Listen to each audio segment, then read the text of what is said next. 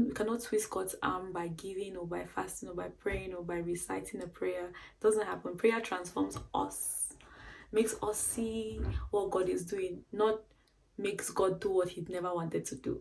You cannot make God do what He doesn't want to do. He already has a plan that is in motion already.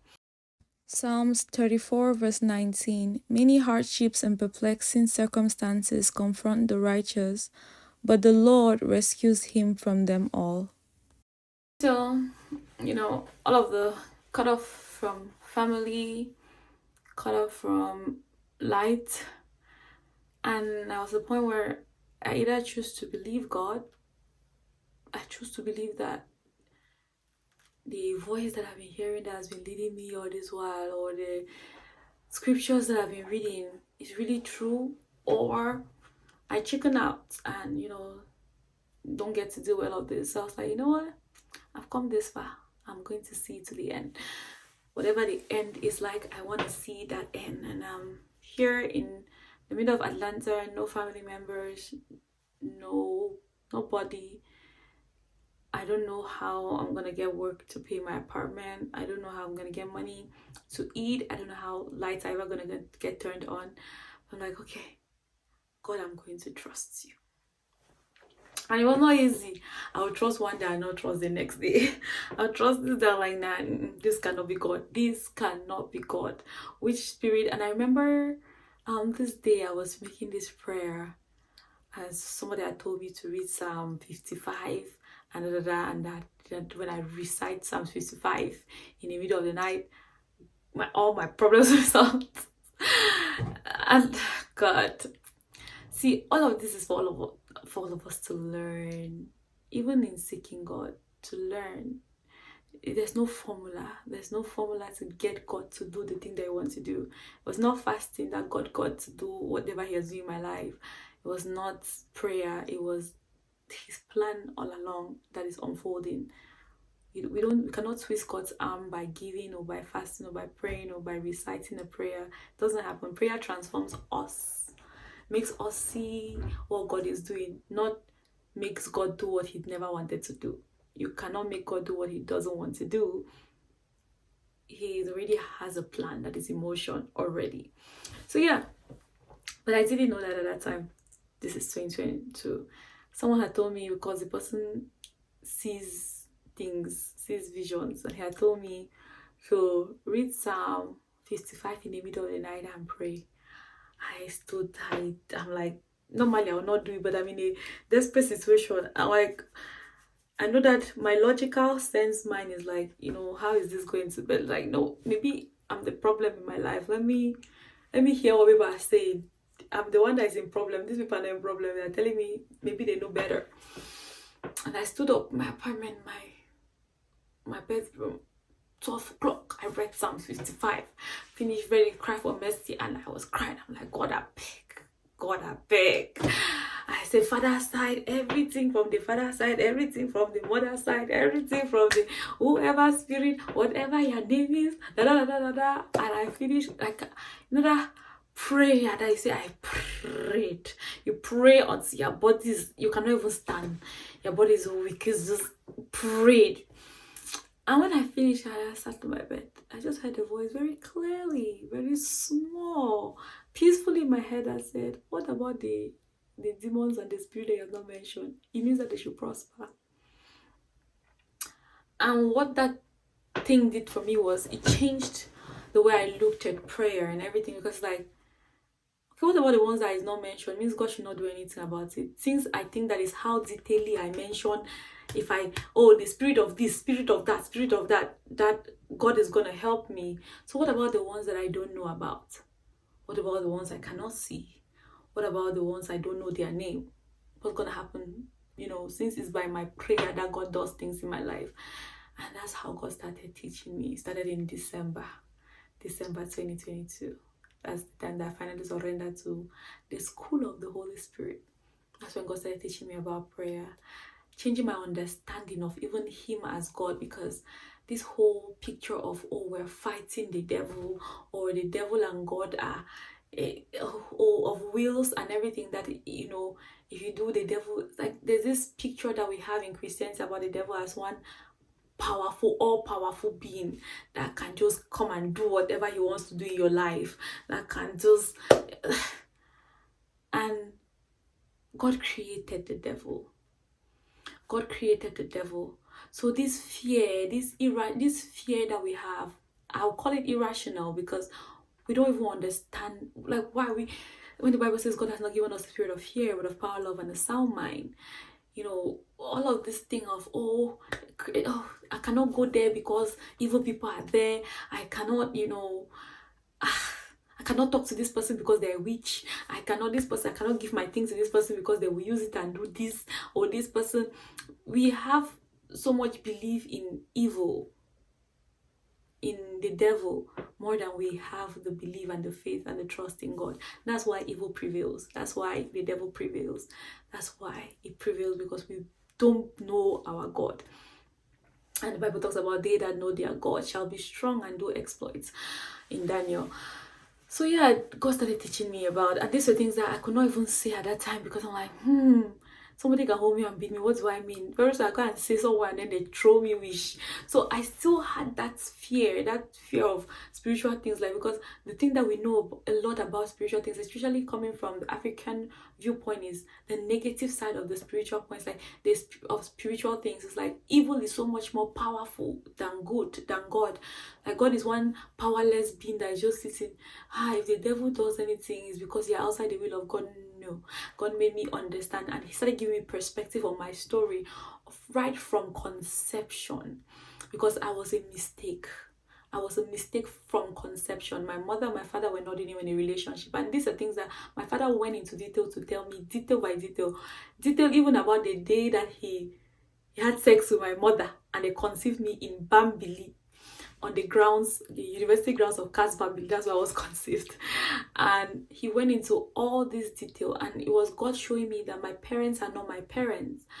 They were the vessels that God used to bring me onto this earth, but they were never supposed to be the people to raise me. And that's why most of my teachings was from strangers, my grandmother, strangers, people. Those were the people that were parents to me. Those are the people that have been parenting me throughout my life, and not the people that birthed me, not the people that came together as we used to say in primary school, the two Bepen mosquito that joined together and born you. I've forgotten the insult, but yeah.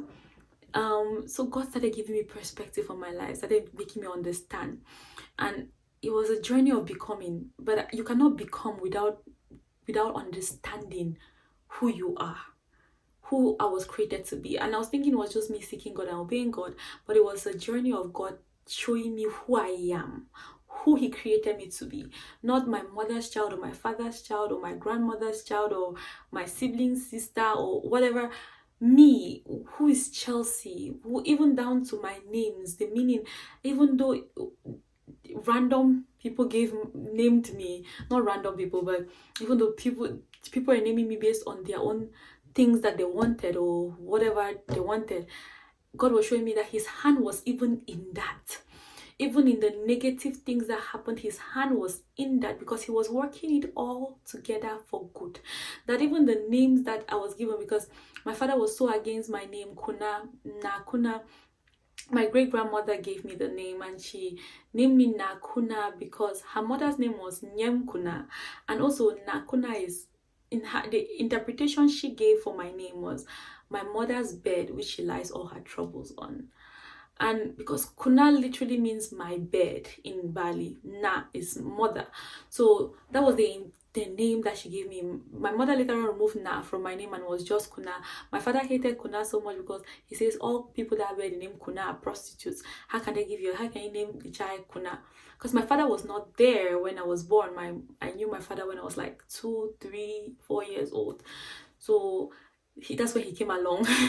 And he's not one this name, he's not one of my names. He changed my name one time when he was a Muslim to how do they call this thing, Amina Fatulimen. That was the name that he changed and gave me. So I've had so many birth certificates, I've had so many, I always just wanted a simple life, just an easy life. You were born in a family, father, mother, your siblings, and you go to school, one school, you finish school, you get your job. I don't want much in life. But my life, the complications. But in all of it, God was using it as a platform for God to show his hand in the chaos, because my life has been a life of chaos from conception. Because according to the story my father told me, my mother was in a relationship with somebody else, his friend, and then my mother now I haven't seen anybody of that, but this is the story of my life. My mother not do with him because he was such a handsome man. That's what my father was saying. My father has always been a very handsome man, very intelligent, handsome man. Is that life happens to all of us. Beauty is vain. Beauty fades. Charm, witty, something. I forgot. I'm not thinking too deep into that. So yeah, from conception, I came into this world from chaos. In chaos, I was made in chaos. My father even went into detail one time, was telling me how, he did not even my parents will not, they'll be so embarrassed when they watch this video, but it's for God's glory. But he went into detail one time, was telling me he did not really even do with my mother, that he just started he just started, and as he was just starting the things like this, because it was raining the day that they were doing. So as he just started, the rain stopped, and then my mother was like, you know what, she's leaving, and she jumped from the bed and she went, and she did not know she was pregnant. My father did not know that she has done anything, because he had never even, what's the biological term, he has not reached the point that the thing that creates children is comes out. This is because this is other people's story. That's why I'm not being too graphic. If it was mine, I'm just gonna. But yeah, so I came from I came inside this world in confusion, and I'm seeing all of this detail. For someone that's looking at lives like, yeah, why is my own? God writes straight on crooked lines. This was a saying that I learned in Lourdes in Form 2, religious studies. One of our religious studies teacher that has made this statement, and it has stuck with me since then, that God writes straight on crooked lines. And I see that so clearly in my life, because my life has been crooked from conception, but God has written straight. I am here talking, testifying, bringing my evidence as a witness in church, in courts, as witnesses bring their evidence to say, to testify, not for house, not for car, not for husband, but to testify about this God, that Jesus Christ is real, God is real, the creator of heaven and earth is Jehovah, I am that I am, Yahweh. It's so many names. Jesus Christ is the Son of God. He came and died for our sins. He died for our redemption. I have experienced the purification of God, that I can come and stand and tell you that this God is real. This Bible that we read and we take for granted is the word and the power of God, the power to transform someone inside out. The Romans 8, we live in the world, the things Romans 12:1, that do not conform to this world, but be transformed by the renewing of your mind, that you may know the will of God, the perfect will of God.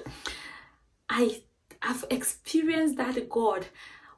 I've experienced that renewing of the mind through scripture. That these stories of Abraham, Isaac, Jacob, or Job, or Joseph, or that seems like, oh my God, they were so men of faith far away. It's such it happened before, it's no longer happening. That I have experienced that the God of the Bible is the same today. That he takes, like in Genesis, in the beginning, the Spirit of the Lord hovered over the deep. Darkness will cover the earth. That God that hovers over darkness, that calls lights out from darkness, that's the God that I have experienced, that I have served, that has called out lights out of all the darkness that was me, all the darkness that I was conceived in, I was created in, I have lived in. The God that has called out light from that darkness. And this is the purpose of this video, that if you are doubting that God is real, I'm going into all of these details for you to see just how in the detail God is, just how in everything. Oh, like there is so much that I can say, so much that, my God. So yeah, in December when the classes started, it was in the hunger, in the no lights, in the cold, in Atlanta, in my 2-bedroom high-rise apartment, fully furnished by God, with no food, nothing to eat, no lights, and I was no internet too. I did not have internet. My phone was even cut off, so I do not even have phone. Many people think that I changed my number because I don't want to talk to people, because money. There was no one. They cut my phone. I heard all kinds of stories about me. People said I started following God because of man. I'm like, if you thank God that that's what you believe, because if you truly know the gravity of the thing that I'm carrying right at that point in my head, you people will be pitying me, and I hate pity. So thank God that the impression that you have is that this man. That's okay. Who does not have heartbreak? Think that one. So this is December. I'm like, God, okay. I think December 17, I received eviction notice because I not paid the rent for December. And that was the first month that I not pay rent. And I'm like, okay, God will not bring me God cannot keep me without food. One, God cannot keep me that I will lose my apartment. It cannot be possible. So I'm like, God, I'm waiting for you. And God, nah, this God. The eviction notice came. I'm like, okay, it means that God will help me any day now, because things are getting really bad. When things are getting really bad, God will just catch me. He will not just allow me to be drowning in the but I experienced a God that will leave you in the belly of the whale for a period. That we will drink the water, but you will not drown. You will enter inside. It's not an immediate. I always believe that if it's so bad, it will be immediately. Just because I've seen the back to back, the fast. So I knew that was just going to be, oh, he will help.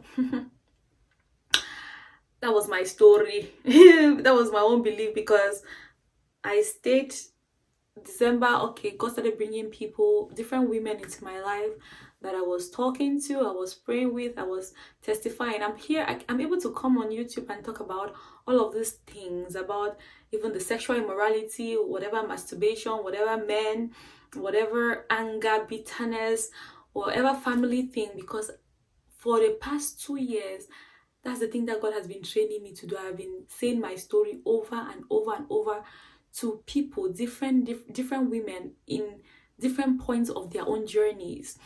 So I met, oh my God, I met so many people. This is where I met Ashley Niesman. She used to work in my apartment, and I started telling her about God. She was an atheist, and I think like I started talking to her about God like in October, and then I think December, we had so many conversations about her life and stuff.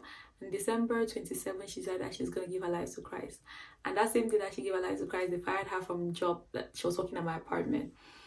I was like, okay, maybe that was why I was here, to just come and talk to her about God. And now that I give her, God will help me. December finished. Like in the heart of Christmas, what I ate on Christmas, that was my first Christmas. What I ate on Christmas was janga rice. That was what I'm like, God, it's not possible. This is what you're going to allow me to. Hey, this is film trick. It's not. It's like I'm even talking about it now. It's like a movie. It's like it's a faraway thing. It was not my life, but this was. I didn't have clothes. I would sleep even. I'm talking about all the physical things, the dreams I was having. I would sleep even and wake up on the bed, and I would, see blood. Like is that my clothes? My hand has even cleared.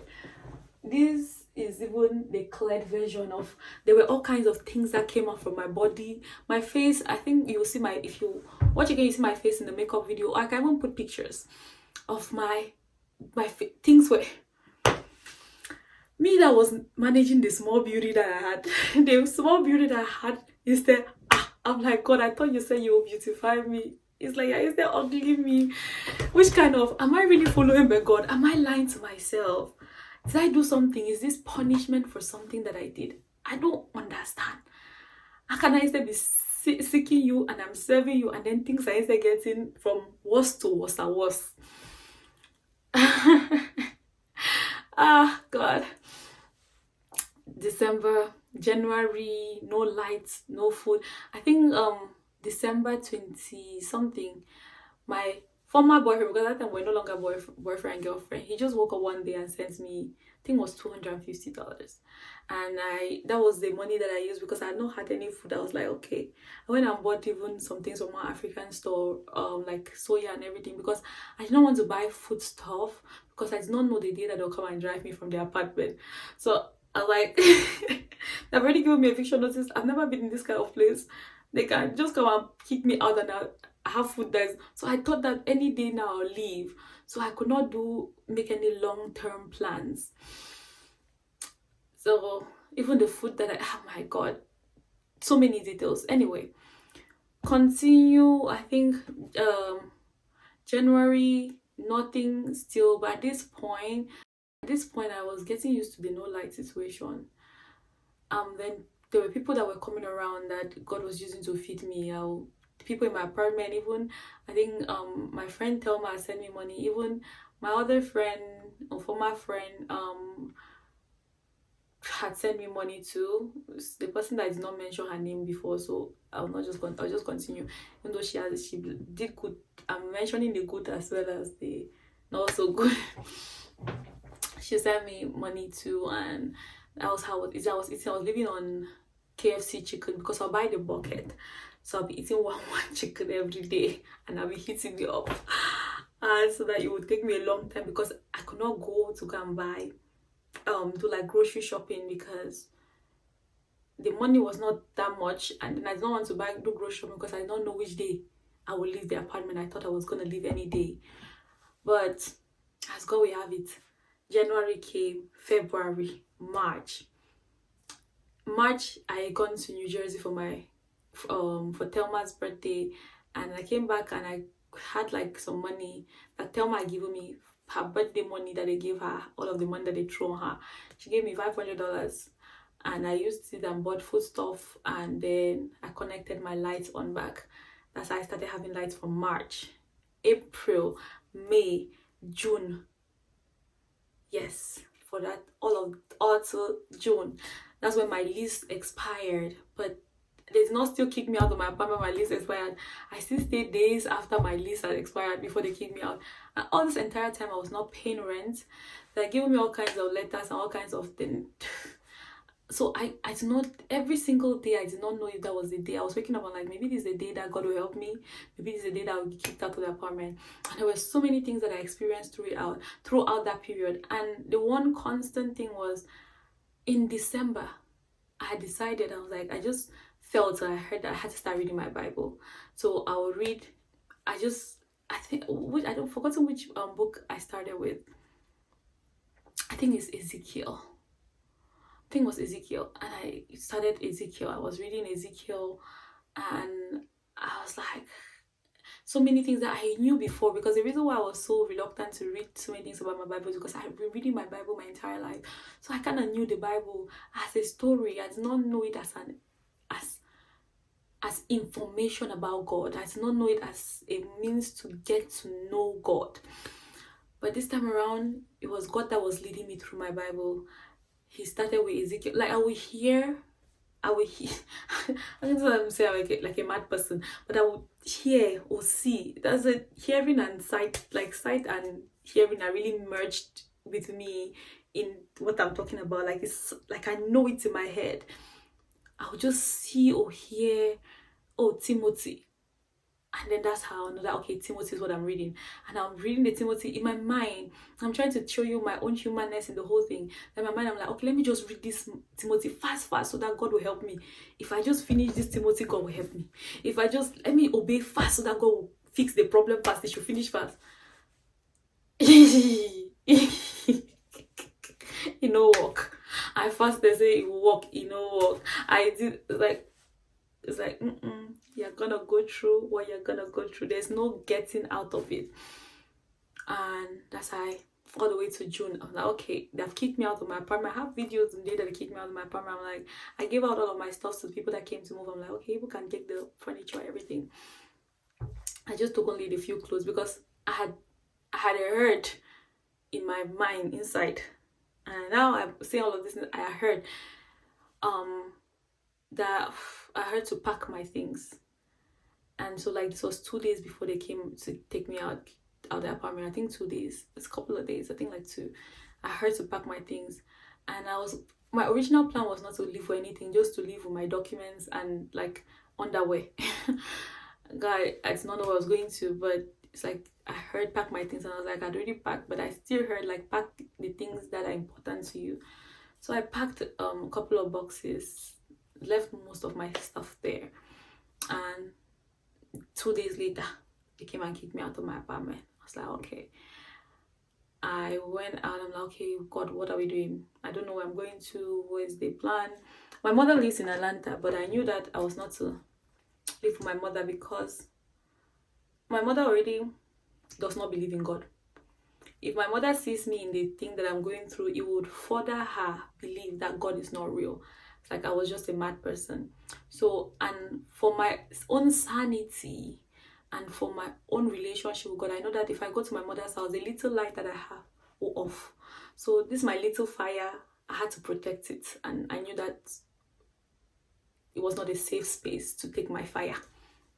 And so as I was there, Ashley had offered, Ashley Nisman, I called her name, she offered that, if I needed a place to crash, I could call her. She had an apartment too in Atlanta. She was just a couple of minutes away. I called her. She came. I called her. It was not even going through. I stayed outside there. I stepped outside my apartment in the parking garage. People were passing and seeing me, asking, "Are you okay? What's happening to you?" Oh, my worst thing in this life is pity. I hate pity. Like, I cry, but I will not cry for people to pity me. I detest being pitied with all of my heart. And that's people was like, "Are you okay? What's happening to you?" I'm like, God, which kind of what? And I was out there for a couple of hours. I even thought my phone even died. So I was like, God, I don't know where to go to. If you don't help me, okay. I'm just sitting. I was sitting on top of my box. I have videos and pictures. I was sitting on top of my box in the parking garage. By the door, I was just sitting there. I don't have car to even pack the things inside the car to say, oh, I was homeless, but I had a car. I don't have a car. I don't have anything. I actually came later on, like 5 p.m. and she said she was driving, so she not see my call and everything. So she came and she picked me up, took me to her apartment, and I went to her apartment. I had not eaten at that point for like 4 days. I had not eaten anything for 4 because all my food had finished. I don't have food for like 4 days. No food, nothing. But and she went and bought me fruits and stuff. She also did not have much. She was even on food stamps. She's a single mother. And I was like, why am I coming here? Someone does not even have, and then I'm coming to come and impose again on their life that they have to take care of me. And in her apartment, I was sleeping I think I'll insert a picture. This is a nice time to insert pictures. But I was sleeping on her couch in her apartment with her cat. So the cat was sleeping on the end of the couch, and I was sleeping on this side of the couch. Oh my God. I was traumatized. I'm not even gonna lie. I was traumatized. I was crying every single day. Some days I could not even wake up from the couch. Like, I was just, oh my God. But every single day, I was opening my Bible and continuing the reading that I was supposed to read. No matter how much I was feeling, I'm like, the only thing I can do is read my Bible. The only thing I can do is read my Bible. And every single day I was reading. I'm like, God, okay, maybe I will see the thing that God will tell me today. How He will help me. Maybe I have to get to this. And that's the thing that God was using to pull me every single day. And before I knew it, I think like September or August of 2023, I had read my entire Bible. I mean, apart from rereading Genesis and the Gospel of Luke, but I later on finished all of those two in 2024. So because I was just being stubborn, I'm like, God, I don't have to finish my Bible before you help me. This is the way. It's not. I'm not gonna do it. So I'm saying all of this to show you, even my rebellion, even the times I was like, yeah, I'm not gonna. And in all of this, God teaching me about Him, also teaching about me, and showing me the things that I was doing, the compromises that I was taking, the little lies, little white lies. He was dealing with one thing at a time. It was first sexual purity. I was having even the dreams about purity, and like God training me to be sexually pure, not only to not have sex with men or not only to stop masturbating, but even the things that I put in my head, the videos I watch, the things I listen to, the songs I listen to be pure, to be a holy and a living sacrifice unto the Lord. And that started like in 2022 October. That was like the last time that I was like, I'm never ever going to masturbate, not masturbate. I'm never ever going to masturbate. I'm never going to do any sexually impure thing, even if it's that my body wants to scatter because of horniness. It should scatter, but I'm going to keep my body for God. I'm not doing nothing. I will not. Let me see, if I perish, I perish. Let me see how I will die because of lack of sex. The God that created the body, He can't control the body. This my body will not control me. And you know, there's so many things about like different details of the story of the things that God was teaching me and how He was teaching me. But long story, I was in Ashley's house for 1 month, exactly 29 days, from June 16 to July 15.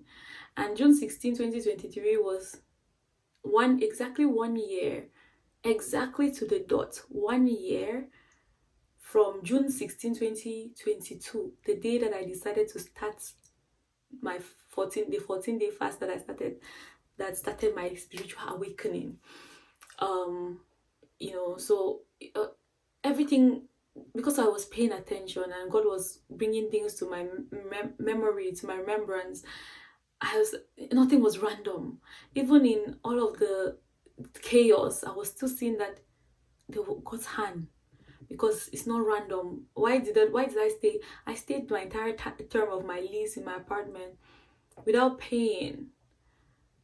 They didn't kick me out a day earlier or a day later than June 16. Exactly June 16, the exact same time 1 year ago that I decided to do a fast. Like everything was, I was not seeing how it was going to turn out for good or how things were going to get better.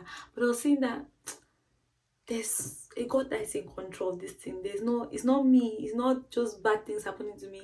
These are well-timed experiences and occurrences that were happening. And after staying in Ashley's house, June 15, I had received, someone that I had spoken to, another lady that I had spoken to. I knew her from earlier because she's friends with my mother's friend. She had offered for me to come to her house, and I did not want to tell her what I was going through, because I did not tell her what I was going through. Actually, I didn't tell her because I did not want anybody to look at my mother in any kind of light. I was trying to protect my family image in the way I best could. So if I go to her house, I would tell her, and I know that people, they gossip a lot. No sugarcoating it, they gossip a lot. So they were going to gossip about my mother, and my mother, in my mind, my mother had been through so much, so I did not want to be the cause of her going through any kind of thing anymore. So I did not want to go anywhere.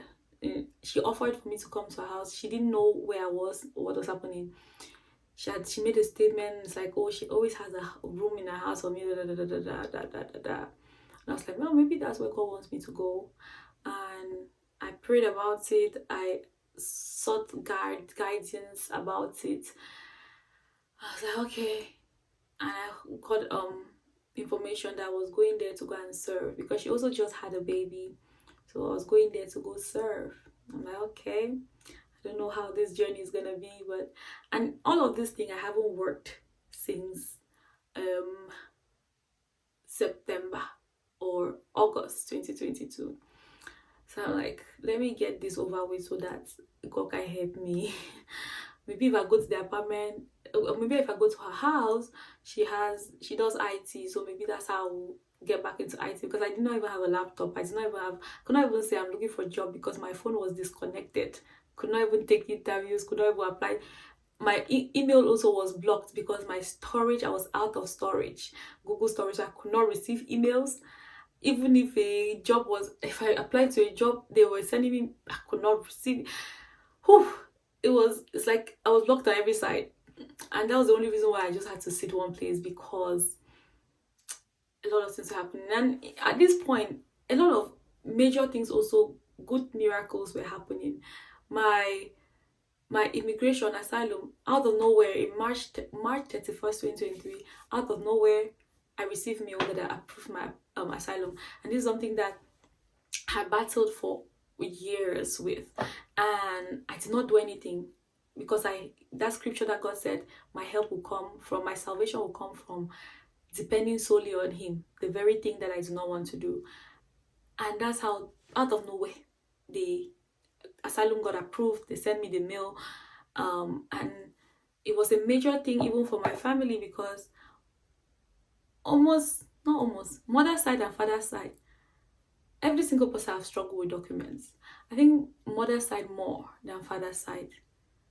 Every single person has had document struggle.